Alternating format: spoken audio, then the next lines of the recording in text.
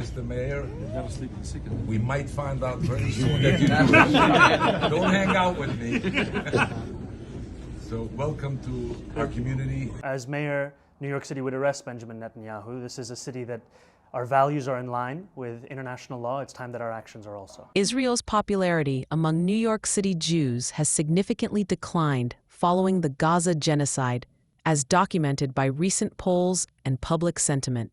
The two-year conflict, marked by over 67,000 Palestinian deaths and widespread destruction, has led to a fracturing of the once strong Zionist consensus within the community.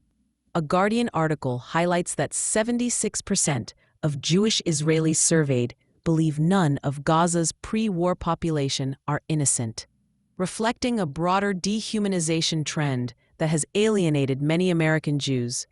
This shift is particularly evident among younger and progressive voters who are increasingly critical of Israel's actions, contributing to a reevaluation of long-held support for the Jewish state. During a Sukkot visit to Williamsburg, New York City mayoral candidate Zohran Mamdani, a democratic socialist and vocal critic of Israel, was warmly received by leaders of both Satmar Hasidic factions. Rabbi Moshe Indig praised Mamdani as a friend of Jewish people and endorsed his candidacy, promising the support of the influential Satmar voter bloc. This endorsement is crucial for Mamdani, who leads polls after Eric Adams dropped out, as the Satmar community's large turnout could solidify his frontrunner status. The meeting, attended by Comptroller Brad Lander and Brooklyn DA Eric Gonzalez, underscores Mamdani's strategic outreach to the anti-Zionist Satmar, whose pragmatic approach to local politics prioritizes community benefits over broader ideological alignments. We recently met and we found out that he's Jewish. His mother was Jewish and his grandmother was Jewish. So, Mr. Sleep in sick. We might find out very soon that you're Jewish. Don't hang out with me.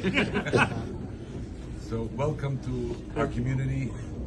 And I want to tell you about Rabbi Indig. Not when your numbers were up, when Adams dropped out.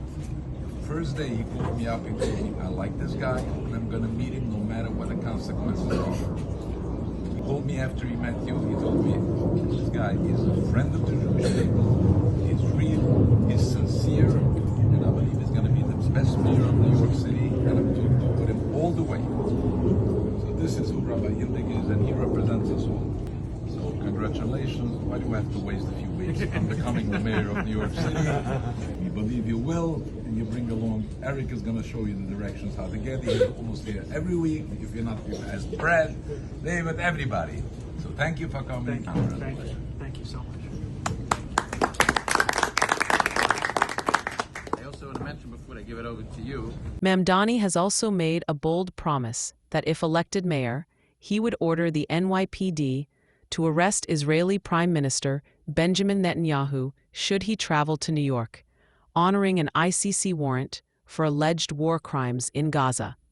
This stance, articulated in a New York Times interview, positions Mamdani as a direct challenger to Israeli policies and reflects his commitment to international law, despite potential conflicts with federal authorities. His willingness to confront Netanyahu, coupled with his criticism of the U.S. government's complicity in the Gaza conflict, resonates with voters seeking a mayor who prioritizes global human rights over traditional alliance. And Mayor Mamdani, would you welcome Prime Minister Netanyahu to New York City for whatever he comes for, given the U.S. is not a signatory to the ICC, so he can travel to the U.S., unlike a lot of other countries? Would a Mayor Mamdani welcome Benjamin Netanyahu to this? No. As mayor, New York City would arrest Benjamin Netanyahu. This is a city that our values are in line with international law. It's time that our actions are also. Even though the U.S. is not a signatory to the ICC? No, it's time that we actually step up and make clear what we are willing to do to showcase the leadership that is sorely missing in the federal administration. The inclination of NYC Jews is shifting towards an anti-Zionist perspective,